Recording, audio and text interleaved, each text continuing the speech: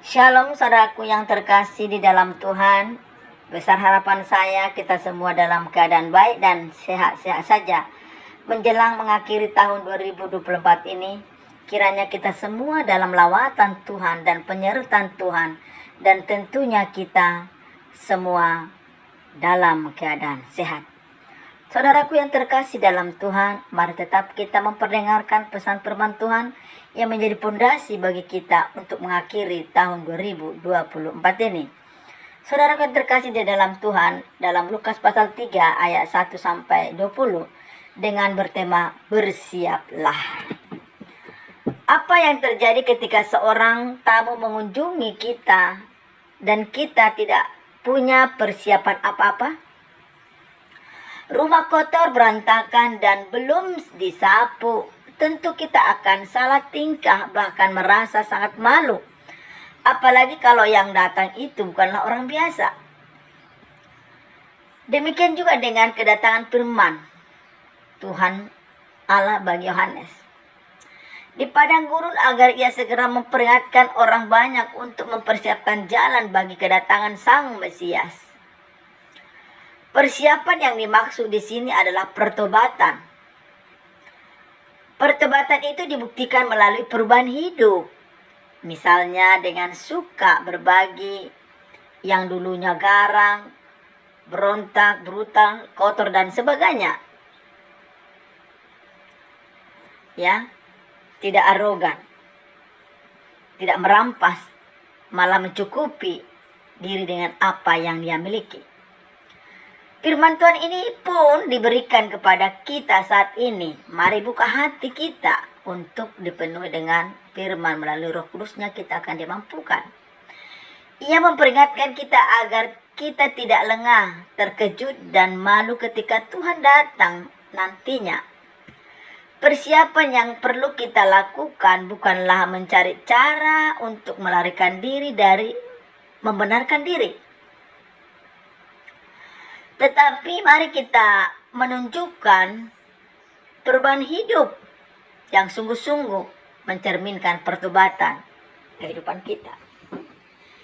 Dengan alat penampi di tangannya, Allah siap untuk membersihkan tempat pengeringannya dan mengumpulkan gandumnya, tetapi sekam akan dibakar. Sungguh mengerikan gambaran ini karena yang dimaksud dengan sekam adalah orang-orang yang tidak menunjukkan perubahan hidup alias bertobat. Mereka yang tidak bertobat akan dilemparkan ke dalam perapian, sedangkan mereka yang bertobat diibaratkan sebagai gandum yang dikumpulkan ke dalam lumbungnya, yaitu surga. Bagaimana kita mempersiapkan diri pada saat ini? Kita sama sekali tidak tahu kapan hari kedatangan Tuhan akan tiba-tiba. Tetapi kita tidak perlu mencoba membuat perhitungan tahun dan hari.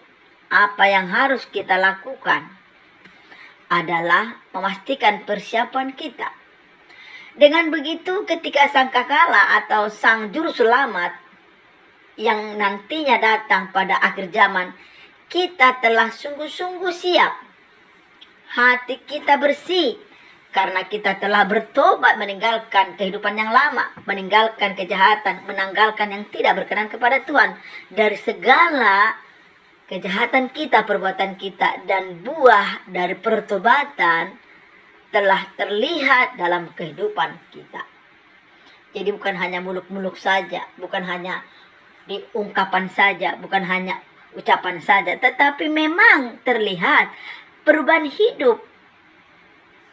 Paling tidak di dalam ke-9 buah roh itu sudah terpancar dan kita sudah aplikasikan di dalam kehidupan kita. Mari kita belajar seperti yang dialami, dikisahkan di dalam bagaimana kelahiran Tuhan Yesus, yang manakala melalui perawan Maria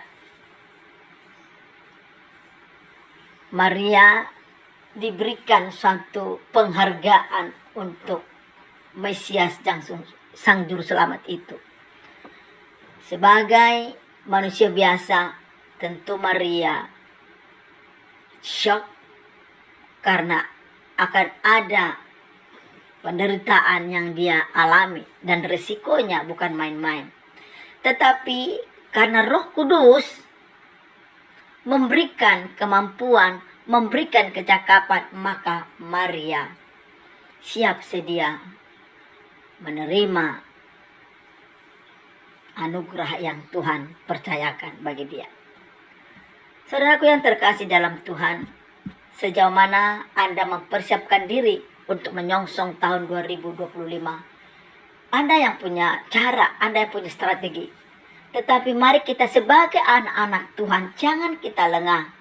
Mari kita tetap mempersiapkan diri kita untuk meninggalkan di tahun 2024 ini. Dan menyongsong tahun yang baru yang Tuhan sudah anugerahkan, percayakan bagi kita untuk menjalaninya. Maka mari kita tetap mengandalkan Tuhan. Mari kita minta hikmat daripada Tuhan. Mari kita terus menerus punya pengharapan.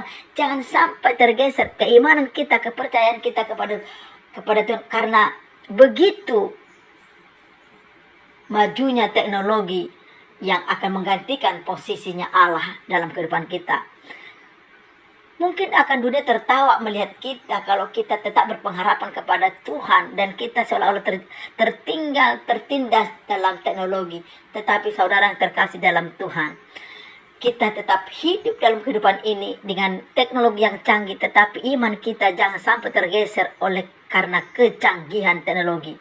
Bagaimanapun kita yang mengendalikan teknologi untuk kehidupan kita, untuk kemajuan kehidupan kita. Mari Allah itu yang utama dan terutama, yang pertama dalam kehidupan kita. Percayalah Tuhan akan menuntun kita. Persiapkan hatimu untuk menuai tuaian taburan yang sudah kita lakukan di sebelum-sebelumnya. Maka dengan itu percayalah, yakinkan, mantapkan diri Anda, diri kita untuk menjalani tahun yang baru yang Tuhan persiapkan bagi kita. Siapkan diri kita, kita akan menjadi pemenang, bahkan lebih daripada pemenang. Yakin bahwa Allah menyertai kita, menolong kita, memberkati kita, melindungi kita, menjaga kita. Karena itu janjinya Tuhan bagi kita. Demikianlah akan firman Tuhan ini. Mari siapkan hatimu, songsonglah tahun yang Tuhan sediakan bagi kita. Tuhan Yesus memberkati kita. Selamat Natal dan mari kita songsong tahun 2025. Tuhan Yesus memberkati. Shalom.